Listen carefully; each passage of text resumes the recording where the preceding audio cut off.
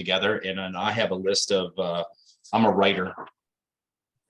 So I write things, and I'll fill them in on the things that we've done in Tuscola County and how they've worked out for us at the county level. So without further ado, Sandy, a lot of these people have already heard from me, but I'm Billy Putman. I come from Tuscola County.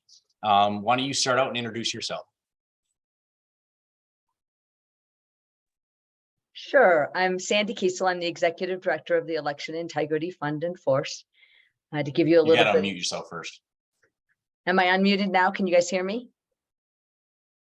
Can you hear me? Yes. Yes, we can Yes, hear I you, can hear Sandy. you, Sandy. Okay. I'm Sandy Kiesel. I am currently the Executive Director of the Election Integrity Fund and Force, and I've been working on Can election. everybody hear? Because I can't hear. I can't hear you. You can't hear me. Everybody else is nodding yes. I can hear her. Billy, can you hear us? Somebody else needs to mute. It's Billy, so just Billy, you need to check your audio settings on your computer so that it'll let hers come in. I don't think he hears anybody. So go ahead, Sandy. There you go. Okay. So as I said, I've been running the Election Integrity Fund and Force for the past couple of years. I'm the daughter of a Navy veteran UAW skilled tradesman that worked himself into senior management in a small company. And I'm a chemical engineer with a MBA, and I've spent 20 years growing up in the auto industry and then transferred over to consulting and spent about 15 years consulting. I've owned small businesses. I've helped startup businesses get their footing and grow. And now I've turned my attention towards this, and I was honored to have Billy ask me to be his running mate. Perfect. So the first thing we wanted to share with you guys is our goals for 2024. That's what we have to strive for right now. We have a lot of uphill battles, but they're super tangible, and but it's going to take all hands on deck. So I know as delegates, you guys are the fighters and are the only thing that really has been very successful coming out of Michigan. But we have a unique opportunity. We get to rebuild and rebrand Michigan and give it back to the people. So not only does Sandy and I want to change the delegates to make it a checks and balance system, but none of that can be done unless we fix at the county level. So tonight's report is totally from the county's point of view. So Sandy put a wonderful PowerPoint together, and I'll interject from here and there. But if there's any of you taking notes, regardless of what happens in February, this is what's going to be better for your counties. And we've already tested this in Tuscola, so we're already pushing ahead with it, and you're not too far behind if you want to catch up. So without further ado, go ahead and push play. Okay, let me share my screen.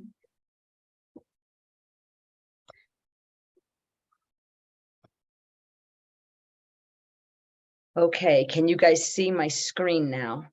Yes. All right, so then I'm gonna push.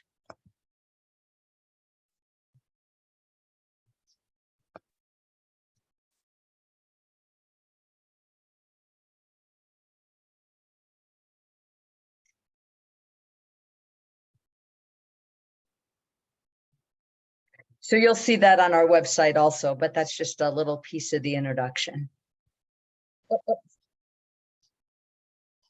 And it's playing again. Sorry, I'm trying to get it to go to the next page, but it's not working. So let me do this.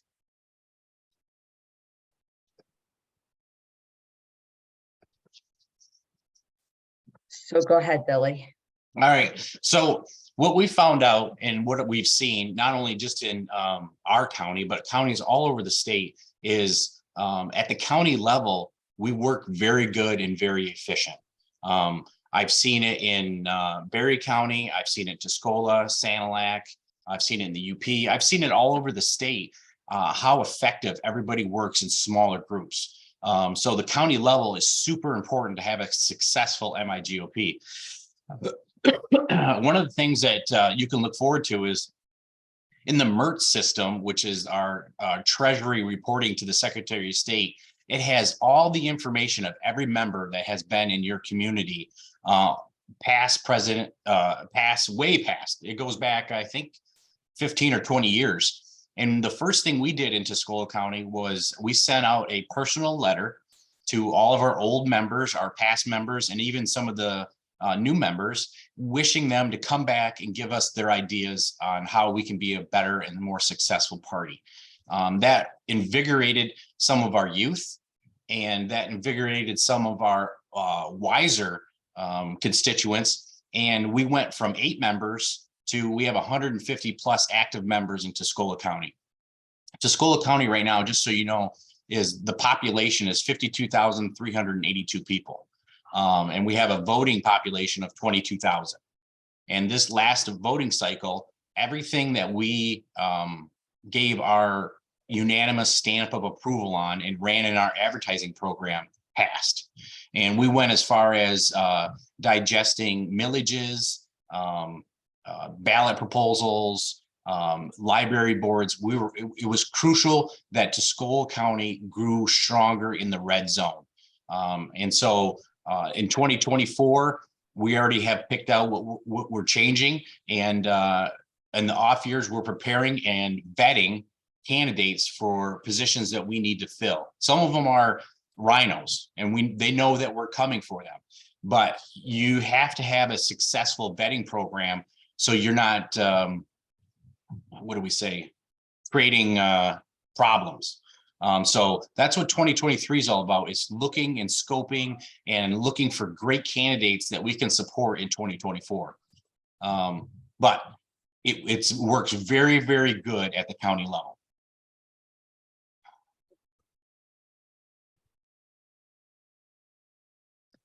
I think, yeah, I already read the PowerPoint, so I think I'm a little too Yeah, you excited. may be a little ahead. I think I did. Just tell me to flip and I can flip. Exactly. Just keep clicking. I'll keep up with you tomorrow. You know how that works. So what we did was to increase membership and delegates, we revamped our bylaws. That's the first thing I feel that you need to do as a county, is to make sure your bylaws fit your county needs. Every county is a little bit different. In Tuscola County, we took it upon ourselves to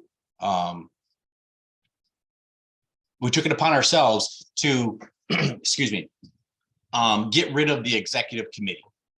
It was getting in the way of our youth, and it was getting in the way of our active members that did not want to be delegates, but wanted to vote in the direction of our country. And so that's one of the bylaw changes that we created and personalized for Tuscola County. Now, I know every county is a little bit different, but I'm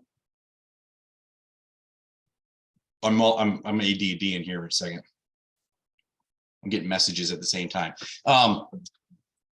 But you have to work together and figure out what you're missing. And in Tuscola County, we were missing youth.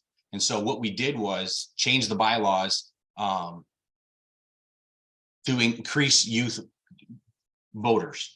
Secondly, we also did a vetting program, and we delegated different members of our community that shouldered the burden of vetting candidates, candidate goals, bill reading. We have a group of people that just read bills that come out day after day and report back to us what we need to do. With that being said, those things at the county level are very, very important.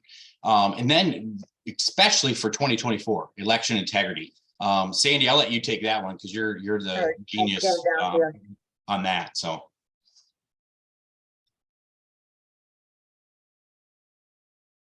this is the outreach and engagement, and I'll just jump in here a little, Billy, and talk about this. You know, with outreach and engagement, so our philosophy is that we really need to have a small team approach at the county level, where, as Billy said, we have people watching the different pieces. And one of those pieces is outreach and engagement. And what we envision that to be is the people who, you know, schedule the meetings, organize the meetings, gather names and contact information, outreach to the community to get more members, those types of activities and things to bring people to MIGOP and to the county level. election integrity is, it certainly became forefront in 2020. With the passing of Proposition 2, it changes the focus of everything because that changes the rules that we have to play by.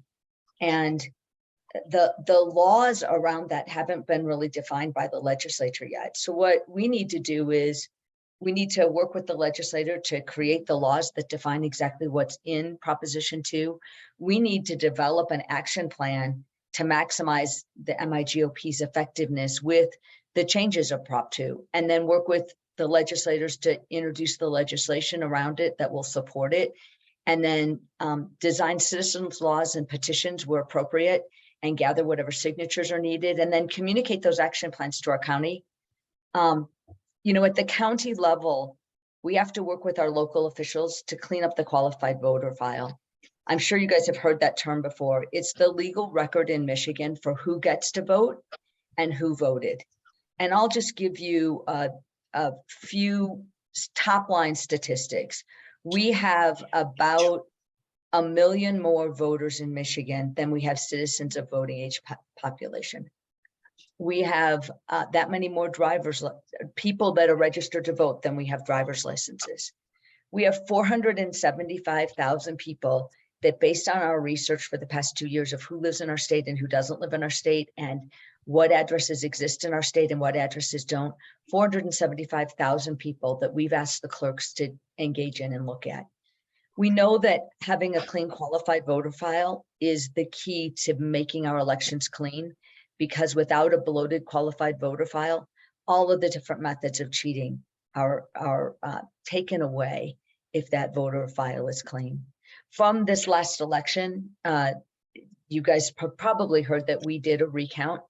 The Election Integrity Fund and Force went out and raised literally hundreds of thousands of dollars to be able to engage a recount. That recount happened the 2 weeks before Christmas. And right now, to just give you guys a feel for where we're at, the recount has been criticized because people have said it's a waste of taxpayer money because it wasn't going to change the election. And I will tell you that we went into that recount with zero intent of changing the outcome of the election.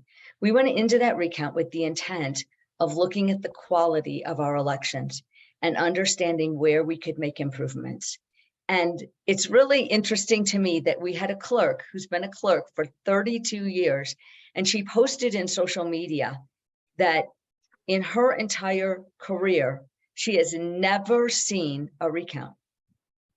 I don't know how you function that way when we're from the auto industry in Michigan and it's our main industry. And many of you I know have worked in that industry at some point or another. And can you imagine going 32 years without checking your quality of something you did?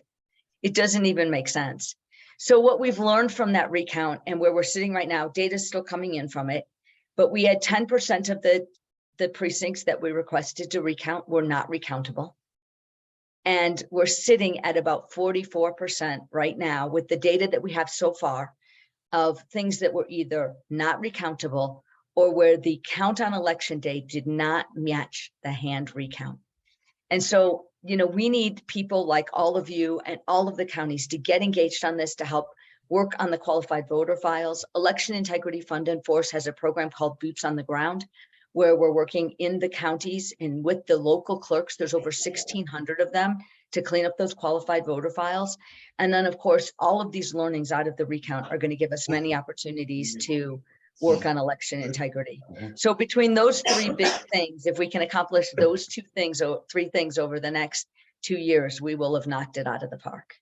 So, and that's a perfect transition. Not only does Sandy understand the why, the how, and what we need to do, but we also are ready to implement it at the county level. So we have a training program that we would like to start where we can teach the chair, vice chair, treasurers, and any delegates that would like to at their county level how to take over their county ethically, godly, and correct through resolutions and engagement.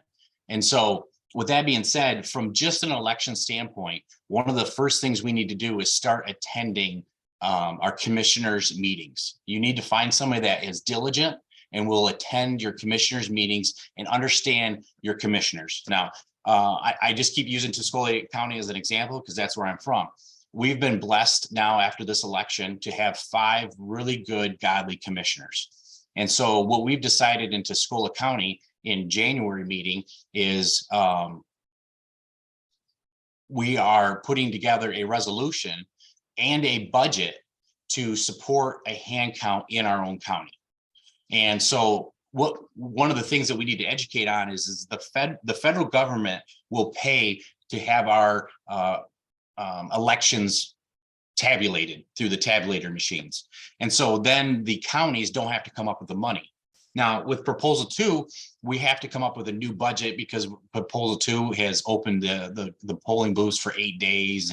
And so we have sat down with our clerk and asked her what it takes to run a presidential election. That's the most expensive one.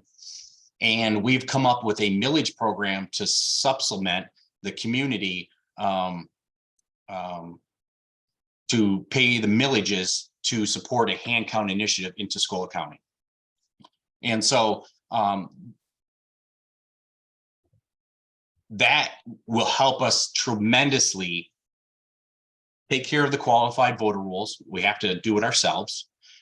We have clerks that are doing that.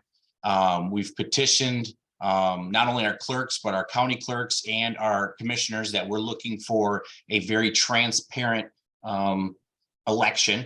Even in a county like Tuscola, we did have election corruption, and we got our sheriffs involved and said we would like a police report. And we have a committee of people, 5 individuals, that is their job, is to make sure that our elections in our townships and our county go by the rule of law. You need to have 2 Republicans and you need to have 2 Democrats. And there's a lot of townships that just fill in the blanks. And it needs to be micromanaged. And so we're coming up with a training program for the county level, a one-on-one program where we can teach you and what to expect, what your roles are and what you need to do, and what you need to do mostly if you find something wrong, have 1 point or 2 points of contact, just like Sandy, and she'll be able to educate and direct you in the right path to be successful in your upcoming elections. And that's how we're going to beat proposal 2, micromanage every ballot to the polls. And it can be very done. So that's one of our strongest efforts.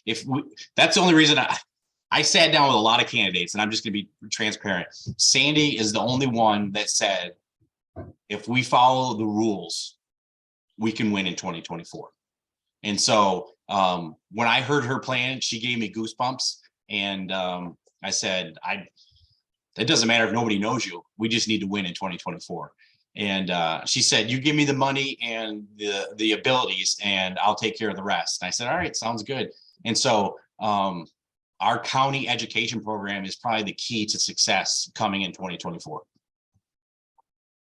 Well, and I think we have to engage on all levels in the county. You know, we've got to track what the Board of Education is doing, what the libraries are doing, what the townships are doing, you know, what's going on at park meetings and county meetings. And, you know, we have to have our team of people that's watching everything at the county level and then reporting back to the bigger team. And then, you know, those people need to be communicating to the local people and to the leadership team and to the statewide MIGOP, so that we can start learnings across the county and help each other out. And then that's also a great way to start vetting candidates and figuring out if those candidates have the ability to be leaders in the community. Yep, amen. And then at the same time, it's a multitasking event. You're going to find leaders stand up and say, hey, I see this as this broken system now. I understand the process. What can I do to be a legislator? And what can I do to fix it? And so that moves into our next thing. After we get our counties educated, they can help us find good, godly legislators.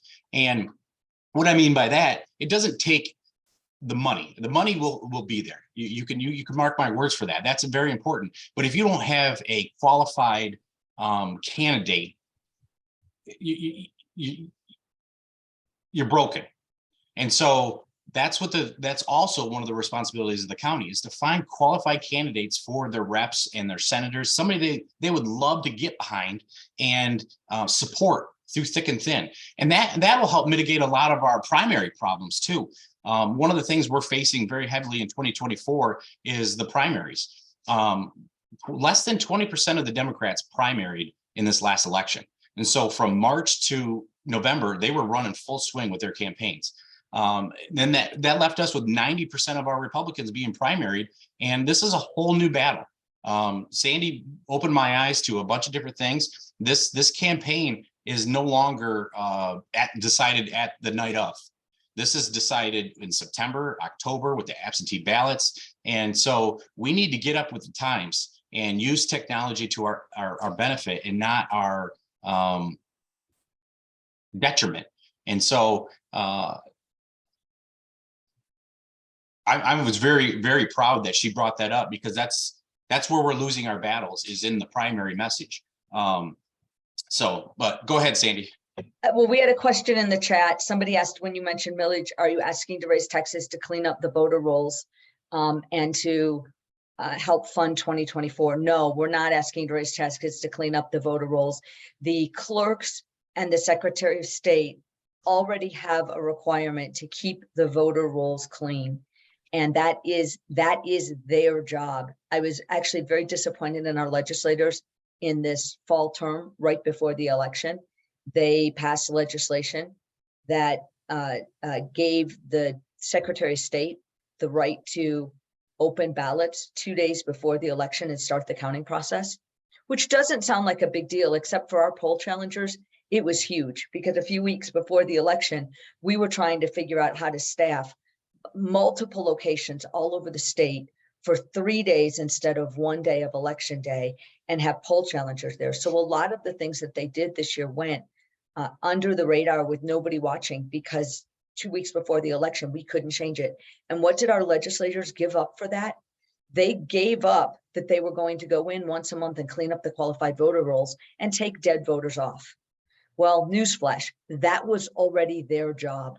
So our Republican legislators gave something up as far as election integrity and got nothing in return. And, we just can't let that happen as an organization. So I hope that answers your question. If not, please drop something else in the chat. Jonathan's watching the chat so that we can make sure we try to answer your questions. So Billy, back to you with the state impact and what we need to do on the state side of the county level. And you're exactly right. It's been, with all due respect, 12 to 15 years worth of lack of legislation that got us here today. We had opportunities to get rid of Proposal 2 in the last election, and we didn't. And so now we have to take it upon ourselves, and we're going to have to get our hands dirty, and we're going to have to go to the township level to win and legislate over the next 2 years. Which brings us to our legislators. They are literally dead in the water. Okay, we're going to pay them a salary for the next 2 years to do absolutely nothing. And so with that being said, they need to come back to the county levels and get re-educated and re-grounded with the individuals that put them there. And by doing that, we can be more effective, better communication, and nobody is pointing fingers anymore. We need to be one voice. And I know we have some good legislators and we have some bad legislators, but if our county leaders, that's the role of a delegate, is to keep our county official or keep our legislative officials accountable. If we have a clear and set goals for them at the county level and the state level, they can be better legislators. One of the examples that I give is one of our Republican legislators just tried to pass through the Kirkland warbler as the new state bird over the robin. And with all due respect, how much money do they spend just doing that? That's just it's a waste of funds as a Republican, with all due respect. There was too much things at stake right now, like Proposal 3 and Proposal 2, and this guy is termed out and wanted his name in the book as the guy that made the Kirkland warbler our Michigan bird. Come on, that's total waste. And so we have a vetting program that in our training process for the counties, not only for what to expect in elections, but how to vet better legislators and what to look for. You know, attendance is very crucial to understand the will of the people. The sign of the times is very crucial in what your environment entails. You know, a lot of our legislators, they expect to go legislate on farming, but none of them ever don't even know what a farming does. And so, but they're quick to get State Farm as a sponsor. Oh, I'm State Farm certified. Okay. Do you even know what soil looks like? No, but you know who does? The people in your community, the farmers, the boots on the ground, and they can educate you. But what happened is we've lost that ability to communicate. And so we need to bring that back. And that's one of the things we want to train our county leaders is to bring in a farming expert and to tell the legislators what to expect and not to expect. Somebody from the industry, somebody that understands small business. I mean, our legislators right now, they go and legislate, but they don't really comprehend what it is to pay property taxes or have to worry about a payroll for an employee. You know, until you feel those pains, you don't understand and comprehend the laws that you're passing that are affecting millions of people. And so if we get them better grounded, they can be better legislators and we can take our state back. So that's what I have to say about legislators at the time. In order to do that, we in the counties have to be monitoring what's going on at the state level. And the Mackinac Center for Public Policy is a great way to do that, but we need to have volunteers in each of our counties who are monitoring exactly what's going on. And then when they see a bill that's good, or they still see a bill that's bad, they mobilize the team to take action for or against that bill. Because we need to start taking back charge of what we're doing in Lansing. And this state impact team in the counties would be the group that does that. And again, reports back to the bigger team, to the county leads, to the leaders in MIGOP so that we can be more effective. Yep. Amen. With that being said, too, this was a great question that Barbie just asked. What do you do when the county commissioner has conflicts of interest, plus breaks the code of ethics and lies to fellow Republicans and constituents? Well, here's what we did in Tuscola County. The next meeting, we brought it up to speed. The commissioner did not come to our meeting, and we wrote a resolution and voted on it that said, here's what we saw, what you did. This is the rules that you broke, and we're putting you on notice. And so if you're a fellow Republican and you're breaking the code of ethics or acting like a rhino, so to speak, we're putting you on notice that the next election cycle is basically a three strikes and you're out.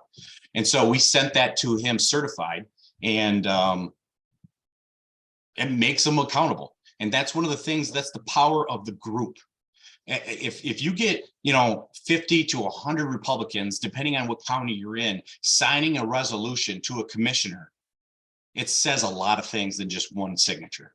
And so why these resolutions, I thought, were a very passive way of legislating, but they're a very, very aggressive. When you get 100 signatures on a piece of paper and you send it to your commissioner, it makes the hair on the back of their neck stand up. And so their next election cycle, they'll be concerned. They want their jobs. Trust me. And so you be very bold. You kind words turn away wrath. You lay out exactly what they did wrong, and you expect them to act accordingly and let them know that they're on notice. And you have a 3-strike policy. And God willing, that will have him come to the next meeting and either explain his actions or say, hey, I'm sorry, I messed up. That's what we need to do to grow together. Accountability is a huge factor in having a very, very successful legislative body. So moving forward, it's the same route with the federal impact. We have our federal congressmen and women going, and we need to communicate to them that these are the wills of the people. Just because you get to go all the way to Washington doesn't mean you're out of earshot. And we treat our federal Congresswoman, we have Lisa McCain, the exact way we train our reps and our senators here in the 9th district. So. Right. And it comes down to doing the same things there. Who are the people in your county that are going to monitor what's going on at the federal level, communicate to the rest of the team, vet candidates where needed, et cetera, to keep the team up to speed.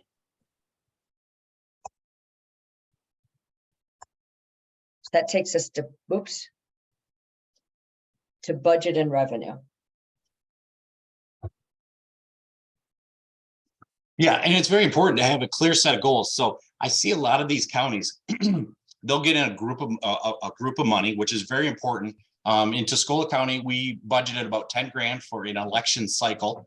That's how much money we need to get out the vote, to our flyers, our door knocking, our materials. A lot of our candidates, we print the materials for them so they don't feel like they need to be burdened with that. So that's our budget. Every county is a little bit different. Oakland definitely has a bigger budget than we do. But with that being said, you have to have a budget. You can't just say what's in the checkbook. That's not a good form of business. Then you devise two things. One is a spending regimen and a generation or a self-sustaining regimen. That's what we did in Tuscola County. And so with our spending regimen, we said to our candidates, and we put this in our bylaws, that we will pay for any assistance, but we will only pay the receipts. We do not give money. And one of the biggest problems right now is campaign finance. And so to extrapolate that at a state level is we will look at a candidate, and for sake of argument, let's say that that candidate needs about 100 grand to win. So the candidate will come to us and say, hey, I'm comfortable. This is what it's going to take to win. This is how we're looking. And right now I have about, I can come up with about 60,000, but I'm about 40,000 short. And we look at that campaign and say, yes, this is a very great candidate. They're going to report to the people. So we're going to earmark as a state party about 40 grand for you.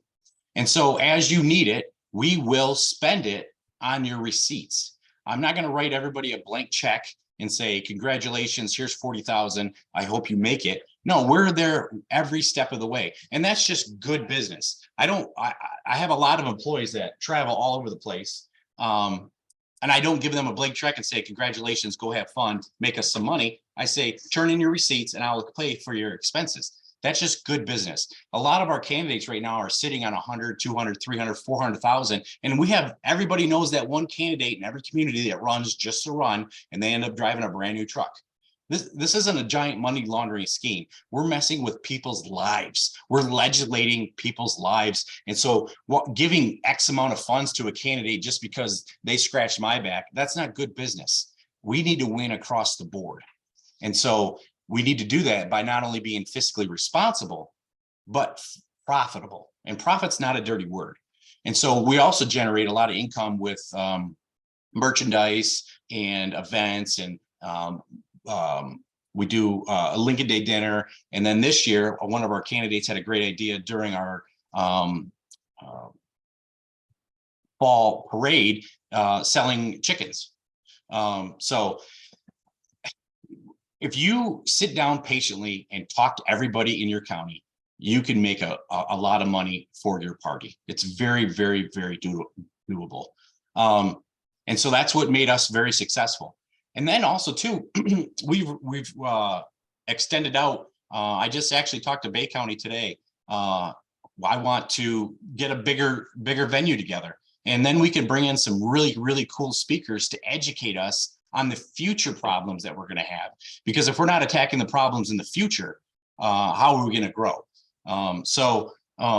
It's very, very important to communicate effectively. Another thing that we did in Tuscola County, so nobody's getting pinched, is, and we're gonna put this into play as a state party, is a two-party check system. And so, excuse me, the treasurer and the chair are the only ones that can sign a check. And so if it's not voted upon and approved, and there's two signatures on it, it doesn't get paid. And so that keeps the treasurer happy. And that also keeps the chairman accountable. And that's just good business in a nonprofit. And we do that in our companies now here too. So we're not frivolously writing checks, and then there's always a checks and balance. So I'm rambling. Go ahead, Sandy. I got my, what Bill is really talking about here is running this as if it's a business. And, my background in the consulting time was, I have a strong background in complex human processes and business, waste elimination and profit improvement. And that's what really needs to happen here with MIGOP. We need to look at the places where there's waste and eliminate those places.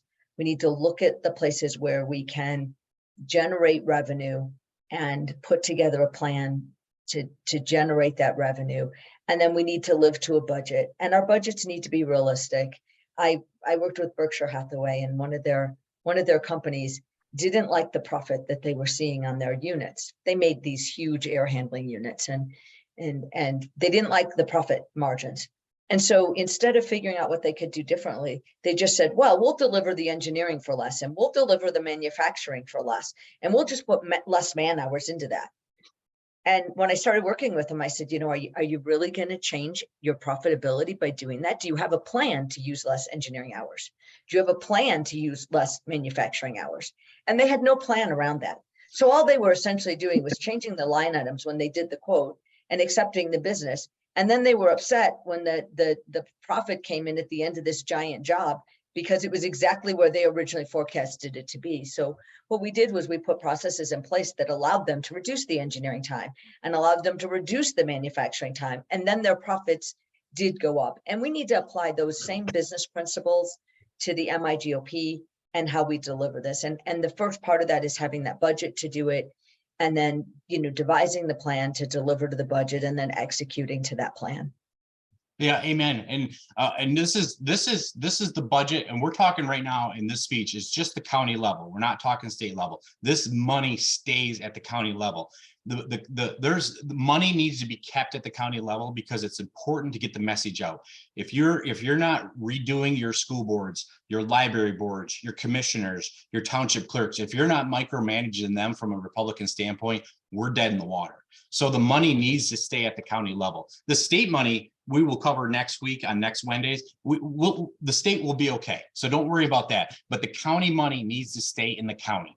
And so as a state party too, we want to come in at the district level and help you guys raise funds so we can be stronger at the district level.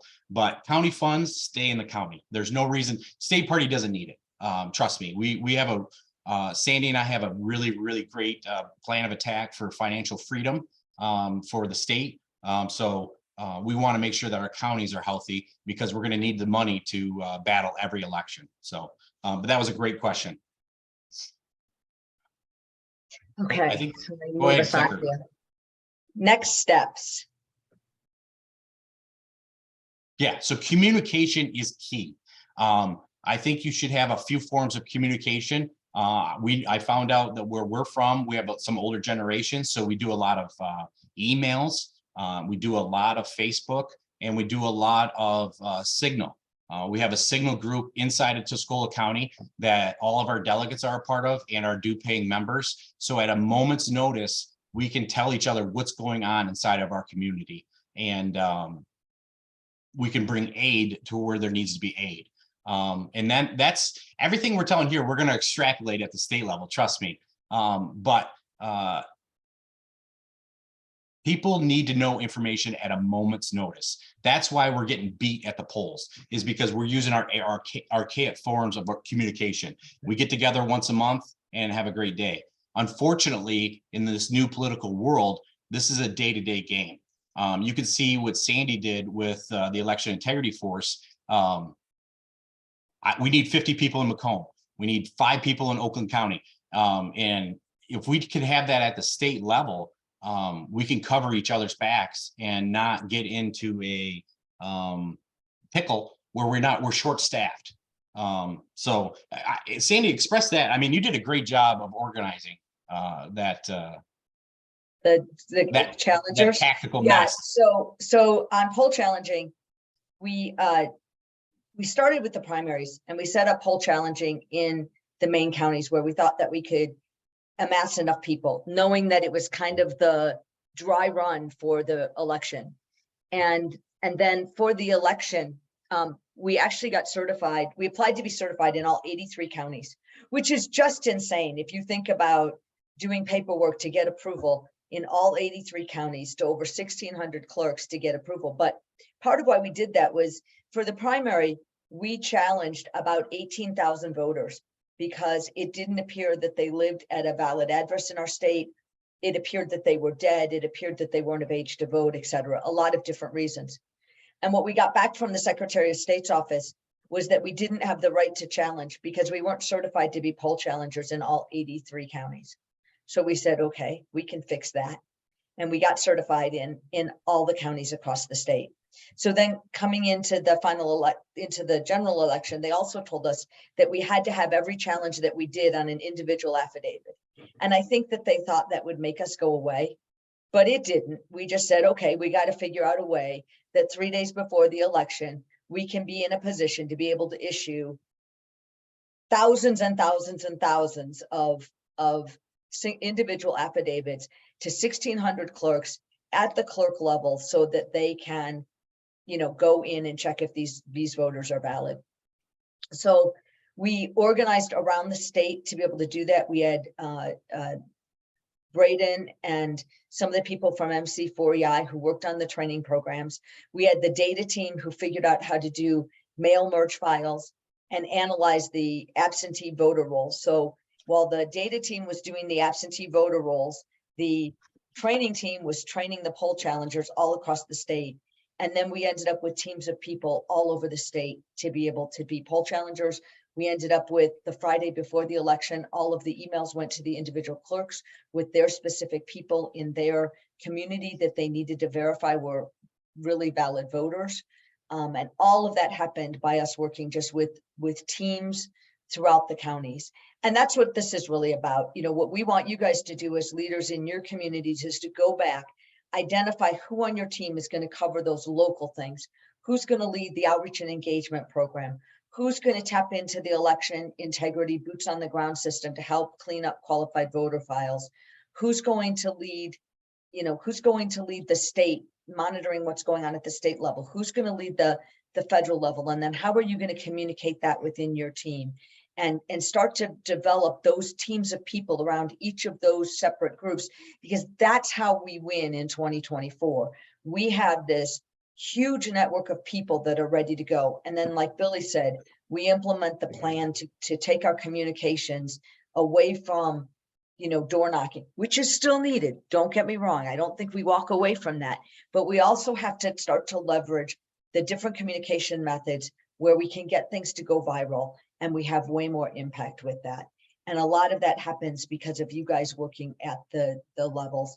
If you look at the amount of money that the Liberals are spending, it's virtually impossible to think that we could outspend them.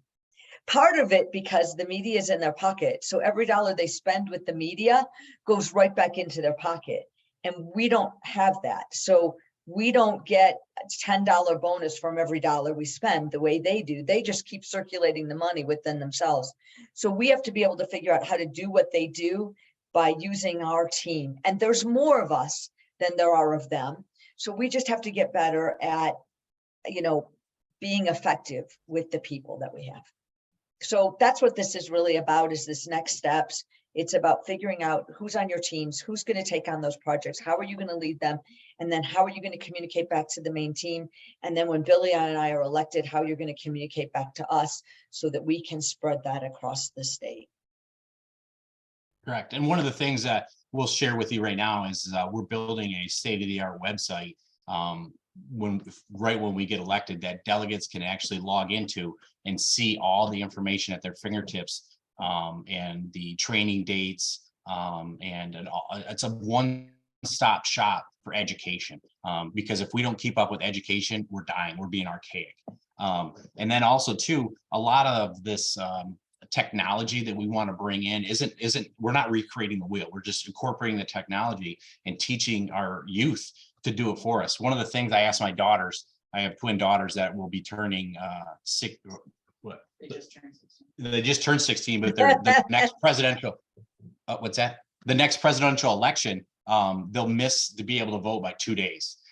So they're kind of bummed out. But I said, hey, how would you like to communicate with fellow people? And they said, we have an app right now. It's called Be Real.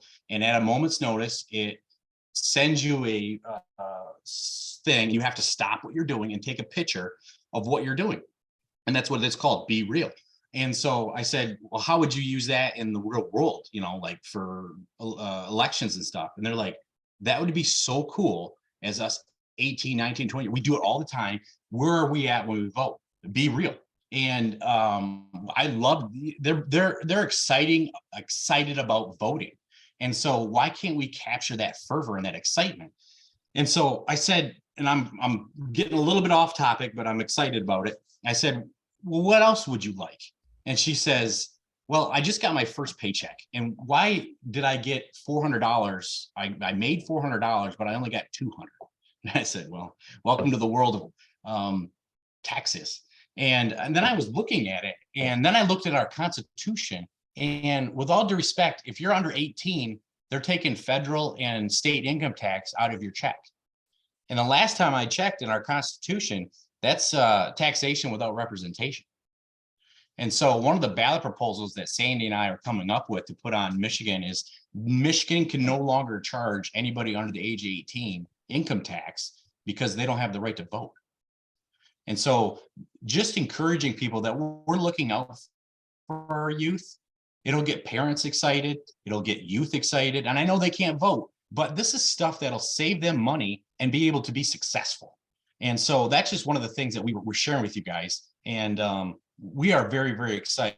But this Zoom, I know it got a little bit off a topic, but the county and the township roles for the future of Michigan is the foundation of Michigan. The delegates are the heartbeat and the blood.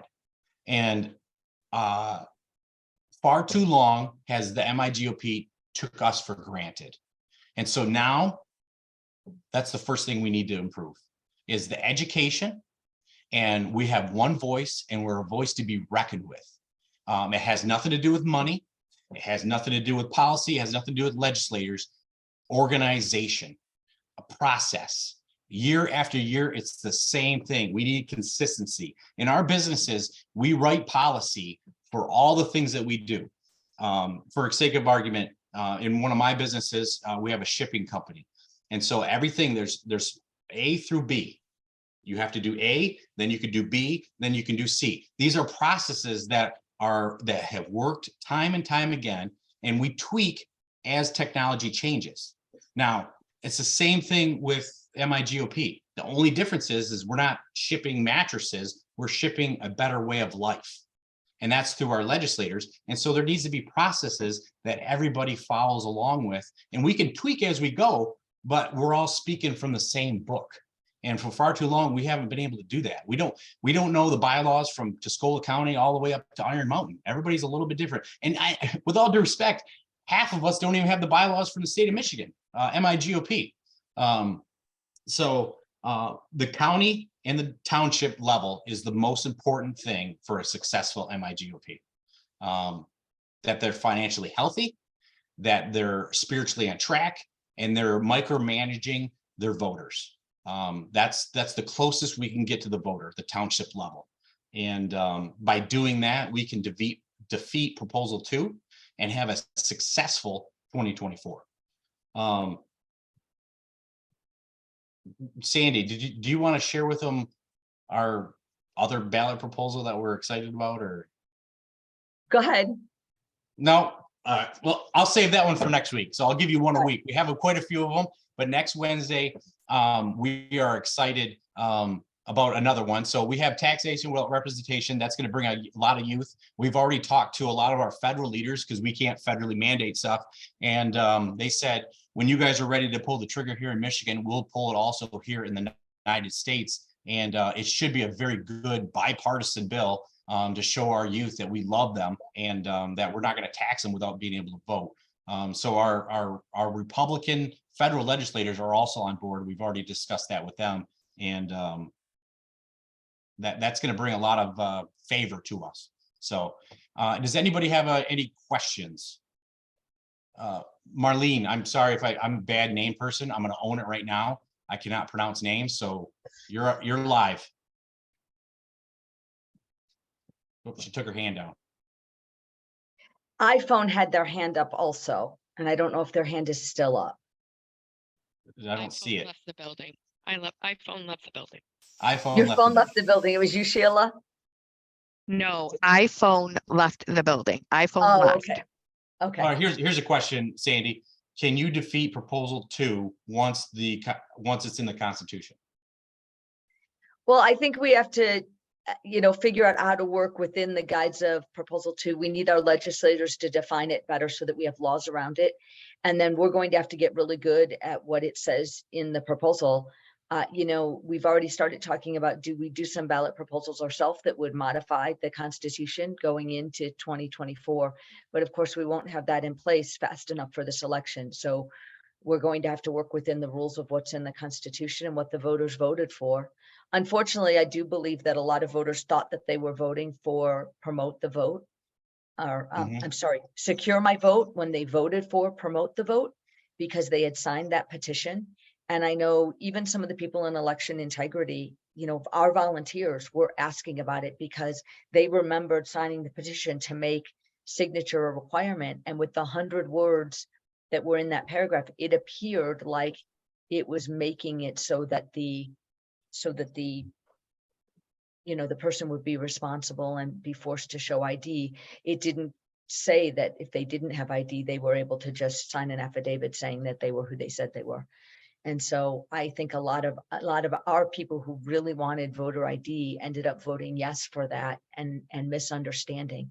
We did try to fight to keep it off the ballot, saying that the 100 words was misleading, but we were overruled on it and we lost in the battle on that. So it got on the election. I can tell you that I was standing on top of atop of desks, beating my fist and screaming and yelling that we had to defeat it at the signature level before they got the signatures, because I knew that if they got the signatures, people would be confused about it when it was on the ballot. And that's exactly what took place. So Exactly. we are where we are, and we've just got to get good at, beating what the laws say are in that proposal. And then we have to evaluate, do we do another ballot proposal that could impact later years? Yep. And then that's next week, next Wednesday, you'll be excited about the only way we can legislate for the next 2 years is through ballot proposals. So whether that's a blessing or a curse, it's still there. And I think it's going to make us stronger, because we've been very weak about getting our signatures. And so now that we know that the responsibility falls on our shoulders, we have a county plan to get the signatures fast and efficient to make us better ballot proposal creators. And so for the next 2 years, that's how we're going to keep the Democrats on their toes. And so next week, I'm excited about, I'll share next week, the next one. I think a lot of you will be excited about it. Tim. Hi, Billy. Hey. By the way, I just want to commend you for your choice in Sandy Kiesel as your co-chair. My role in EIF is I'm one of a few members of her database team, statewide database team. So it's an honor to be part of that group. And so one of the things that I want to challenge or get feedback from you and understanding is the Michigan GOP before did absolutely nothing to address ballot harvesting, ballot stuffing, or cleaning the QVF. As a matter of fact, there was zero coordination between EIF and the Michigan GOP to collaborate on shared interest. So I want to hear your thoughts on, now that you have brought Sandy on board, how can you make that a better partnership? That's such a great question. And so that's one of the things that we're very diligent on. And so since we don't have a Secretary of State that we trust, we're going to have to do it internally. And so we took some clerks inside of our township, which all townships are the same size. So this is going to work. And we sat down and we went through at the county level, all the voter registrators. I mean, we have 52,000 people in Tuscola County, and we have 22,000 that vote, but we went through the whole database and we did a random selection. We took out about 1,000 and said, check this voter, check that voter. And inside our own community, out of 1,000, we found 3 voters that were in the qualified voter roll that no longer existed or was in Michigan. And so we took that to our clerk and we had it corrected. And so then we decided there must be, since there's errors in a really red community, we have to go through it line item by line item. And so we took it upon ourselves. We have 103 delegates now, and every delegate took their township, and the delegates that we didn't have a township took an extra township. And there's 2,999 people in a township. And we sat through and qualified our voter rolls at the county level. Which it's about a 6-month process, but if we do it together, we can make our own qualified voter roll. And then through technology, we will give this data to our poll watchers and poll challengers, because ballot harvesting is going to be crucial in this proposal too. And so if we arm our watchers and our challengers with iPads that have a qualified voter roll for the area they're at, and they say, for sake of argument, John Doe signed in at address 25222, and then all of a sudden they put that in, John Doe signed in and voted in Oakland Township, that goes into our qualified voter roll. Then all of a sudden you see John Doe also voted with the signature and precinct in Wayne. Well, now we have a paper trail through both of our poll changers, through our database, that now we can prosecute by. And so it's going to take a lot of hard work, but the blessing is we have all of 2023 to create our own qualified voter rolls, put it in the technology that we need to arm our poll watchers and our poll challengers to be able to talk to each other at a moment's notice, no matter where we are in Michigan. And that will help us ballot harvest more efficiently. And that's watching the polls for the next 8 days. Billy, thank you for that. And let me Yeah. just give you one fact that's indisputable. We worked with the data that came from Patrick Kolbeck from the Secretary of State. Patrick did a FOIA, got a complete list of everyone that voted in November 2020. The list that EIF, the database team, pulled together, coming from the same source, we actually had 2,000 more people that voted in the November election than was given to Patrick Kolbeck. So the EIF list was more complete than what Patrick got. So there's a lot of corruption in the existing QVF, and there needs to be a lot of issues addressed there. Yeah, no, you're exactly right. And unfortunately, we have to do it at the county level. That's the only way to get the best QVF. Everybody in your county, everybody in your county, or, a lot of counties, like for sake of argument, Kent County, it can be divided into 4 quadrants, which equals Fort Tuscolawas. The work is definitely there, and we definitely have the manpower, but we don't have a solid form of communication and a solid form of trust with this information. I in Tuscola County, I don't know how many times I've collected information for MIGOP. But hand over year after year after year. Where is all this data going? Why ain't on a central server and we keep it clean and concise every election cycle? I mean, it got to the point where, just so you know, for this is just a fiscal thing. We could have such a wonderful qualified voter roll. We don't need campaign sidekick. Do you know we spent $20,000 a month for that feature? And it wasn't good. Did anybody And it really wasn't- use it? It wasn't good. No, and it wasn't the even data was good. Very bad. And so yeah. we have the data. Why aren't we doing it ourselves? I just went to a meeting, just so you know, and I'm being very transparent, all of the district or everybody running for state chair had a meeting on December 13th with State Party. And they said, we're going to share with you the budget so you guys know what you're getting into. Well, I already know what I'm getting into, but a lot of people needed to hear it.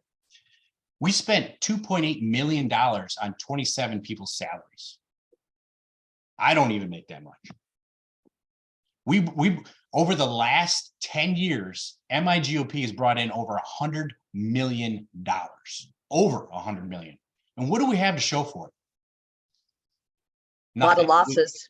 We lot have of no losses. infrastructure, loss after loss, laundering money.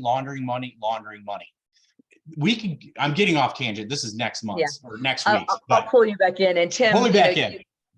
Tim, you always hear me talk, but not everybody else does. And, one of the things that I think we need to do is the strategy that we've approached recently, which is the data piece that you guys are so diligently doing such a great job of, with analyzing government data to find the errors in the systems and the errors in the data. And, one of the things Tim didn't bring up is 4 million data history records have been altered. 4 million people have had the way they voted altered. So the data is a key piece. The second piece of that is communication and exposing the data, just like we did with the recounts, where we're now exposing the fact that 44% of the data that we have so far is showing that there was a problem with that precinct. And then the third piece is the lawsuits. And one of the places we've really struggled is with attorneys. And Dan Hartman has just been a saint in filing lawsuits for us, some of which we've won, but that's just a third leg of that stool. And so I think we need to continue down that path. We need to expose the corruption, and then we need to hold accountable through legal action where it's appropriate to force the places that they're breaking the law to be stopped. Amen. And then there's a fourth leg of this stool that we're working with now, and that's the sheriffs and law enforcement to hold accountable. Because this whole idea that it wasn't enough to overturn the election, in my mind, is garbage. Because if you, and some of you have heard me say this, if you rob the Bank of America on the corner of your street, are you going to prison for bank robbery if you don't rob all the other banks of America in the state? And I can guarantee you, if you rob the Bank of America on the corner of your street, you're still going to jail for bank robbery. So why do we not treat elections that way? And why do we say that some amount of fraud or corruption or nefarious things is acceptable? And so, you know, Tim's team, Tim and the full data team are doing just an absolute great job. And those three pieces need to come together so that we're enforcing the laws that are on the books and making sure that our elections are as transparent and trusted as they can be. Amen. So And somebody asked me about donating to us, and I posted a link in the chat that you can click on to make donations. Tom, you're next. Okay, can you hear me? Yep. I just unmuted. So I have a question here. What do you think about the fact that our convention is in February, where we, at that time, we elect our chairperson and our board for the state. But however, the existing board is electing the at the national level that chairperson and that board in January.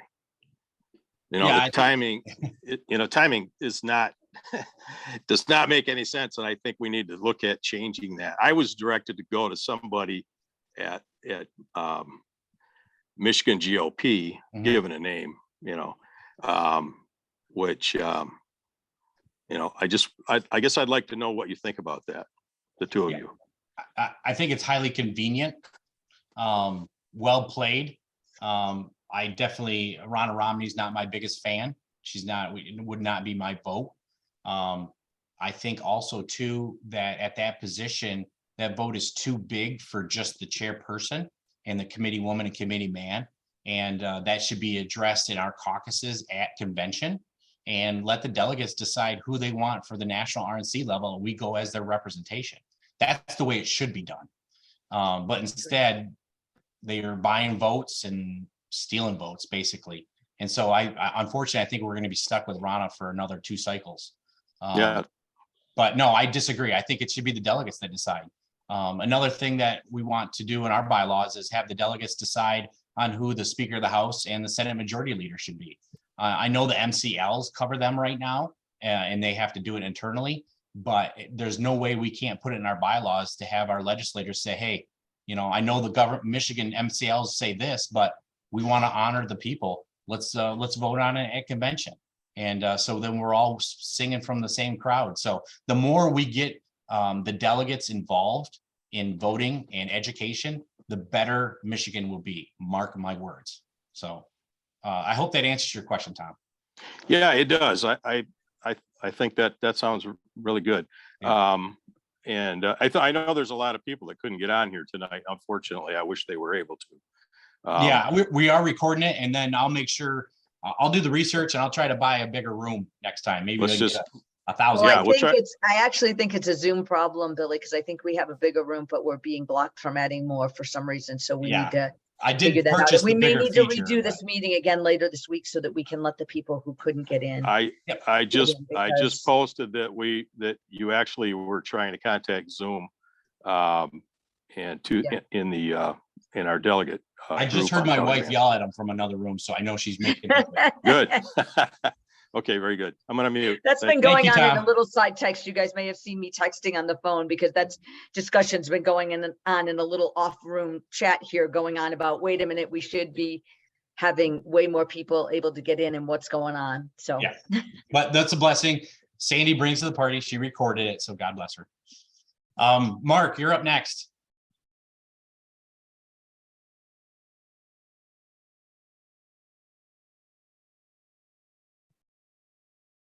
Mark, we can't hear you if you're talking. Yep.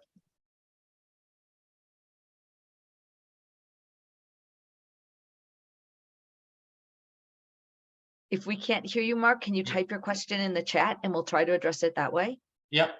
Shelley, you're next. Guys, question, I know that there are slates starting to be created for district level candidates. And I was wondering if you folks, you two, are helping any of the districts kind of figure that process out. And the other question is, with the state bylaws that came out, is there any way like to find out throughout the process what caused problem? Like I see they changed a lot of things, and one of ours is the vice chairman of the GOP, the executive committee, and the gender of it. And I just am confused and see if they, fought for that really hard and their whole process in getting those done. So the first question, yes. So in convention Friday night, we're going to have caucuses to decide our district chairs. We know that, and you'll go into your caucus and whatever district you're in, and you'll vote for your district chair. As in getting involved in those races, the only district that I'm participating in is the 9th district. And the only reason I do that is because that's my home territory. And I'm actively making sure that we have a good constitutional district chair that will help us educate the county levels. In other areas, I don't really want to get involved because I don't know your area like you know mine. And so you guys, who's the good leaders. They will rise up and you'll know who they are. And every district has its own niche. And so I don't want to, my endorsement, I'm just a normal man, just like everybody else. And that shouldn't weigh anything. You vote for and support the people that will give you the voice and the power. That's my only thing that I'm looking for in my district. And I hope that answers your question. It does. Thank you. Yeah. And that's something too that we're going to take very seriously at the state level. Until after the primaries, it's our job to present all the candidates for you to decide on who's the best. No more state party favorites, no more backroom deals. Here is the candidates that are running for state senate. You guys decide. Tell us what you like. Tell us what you don't like. How can we get our voice stronger? How can we fix this and fix that? Everybody needs a fair shake.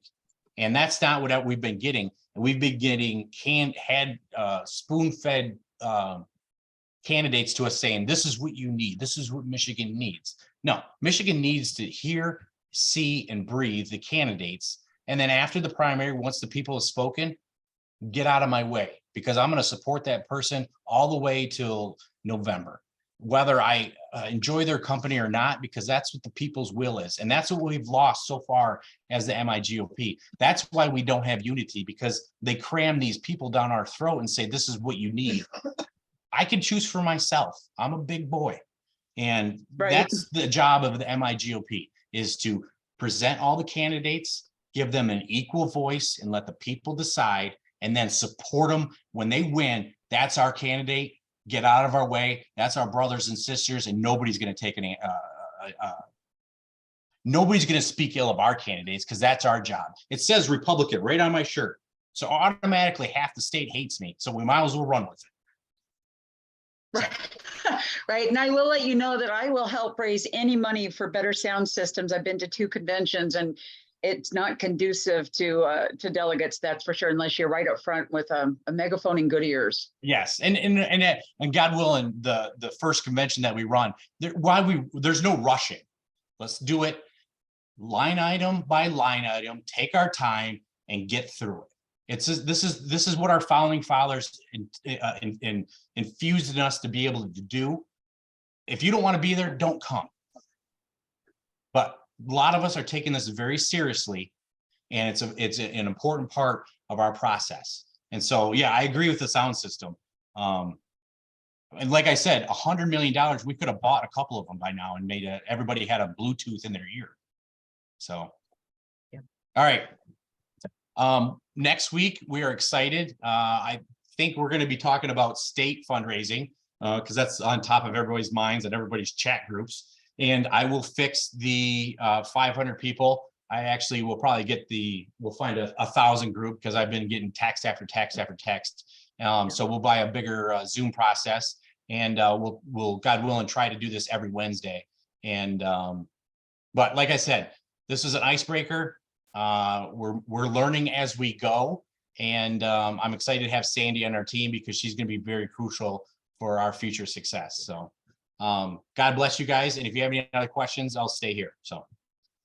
Well, and just to wrap up, what you guys saw tonight, Billy and I are really running on, making MIGOP where success is achieved. And we certainly didn't have that in this last election. And we believe that you do that through leadership, action, and accountability. And we both have a ton of experience in those 3 things. And I think you saw some of the approach tonight that we have with, deliberate actions at the county level to move things forward. So MIGOP should be where success is achieved. And we want to have the leadership, the actions, and the accountability to make that reality. Yep.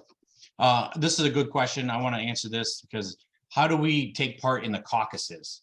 Well, that is Friday, the 17th at Lansing.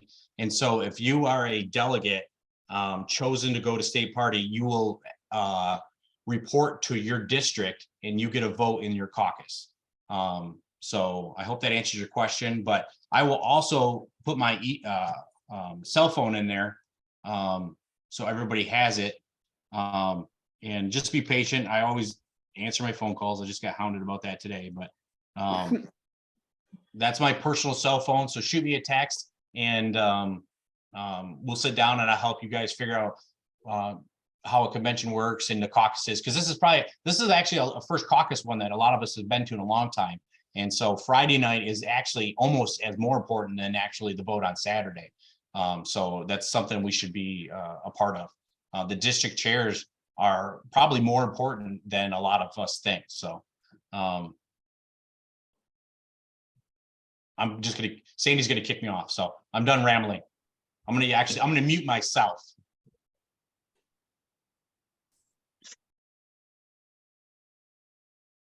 But we'll hang here if you guys have questions, so people can at least jump off, and then those who still have questions can stay on.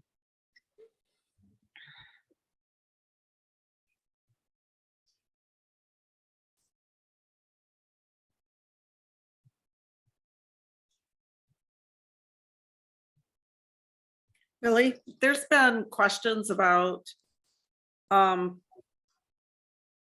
people being concerned about paying to go to convention. More than that is the concern about being charged dues as precinct delegates.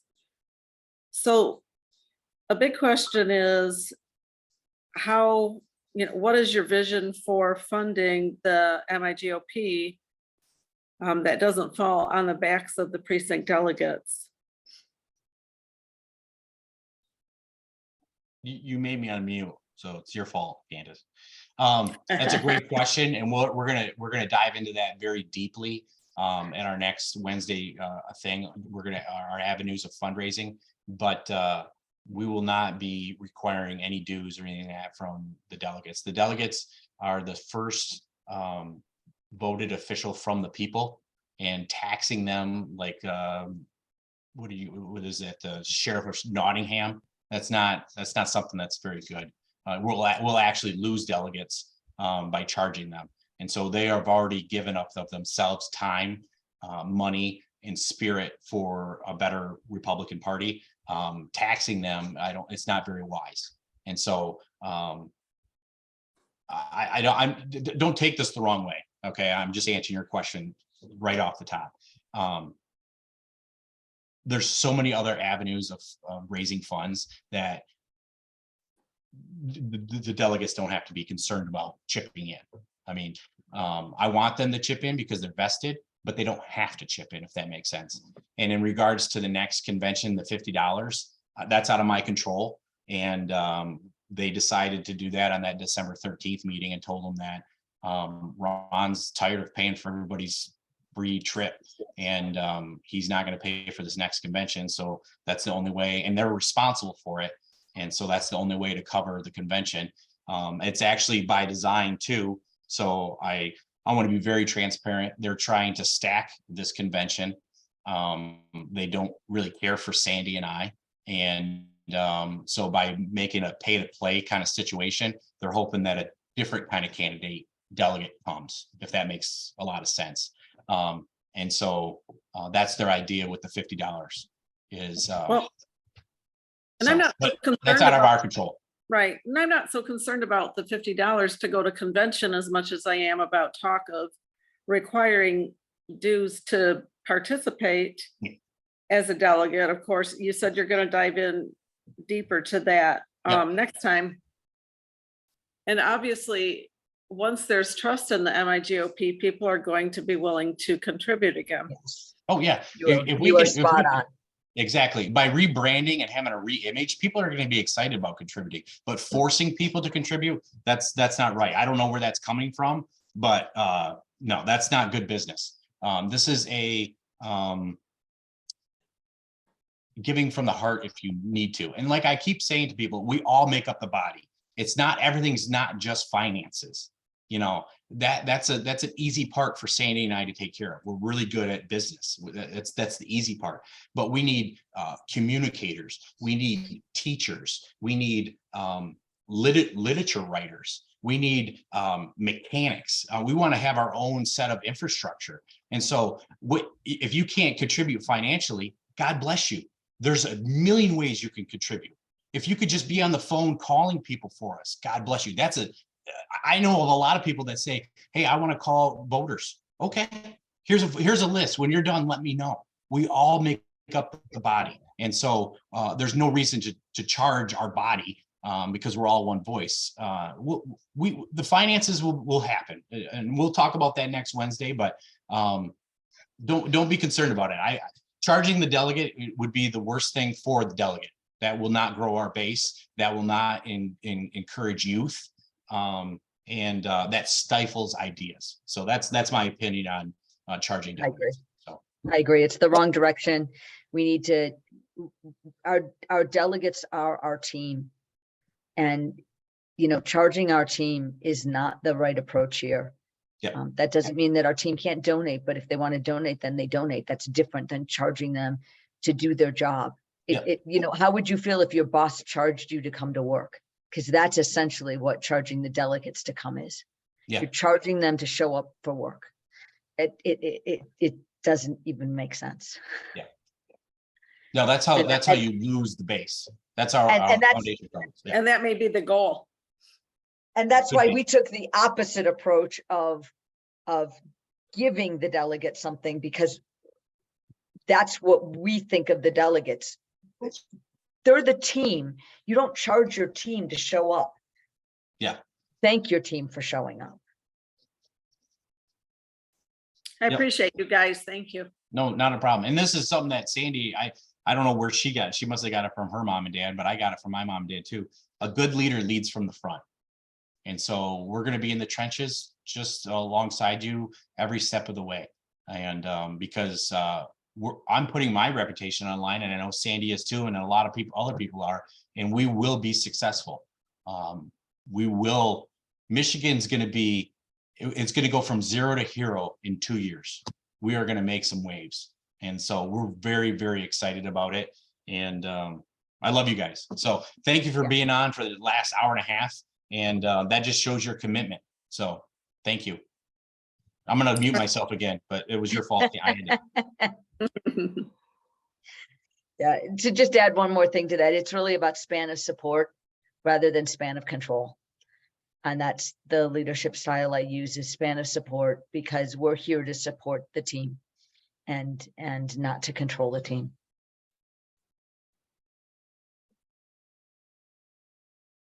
Amen.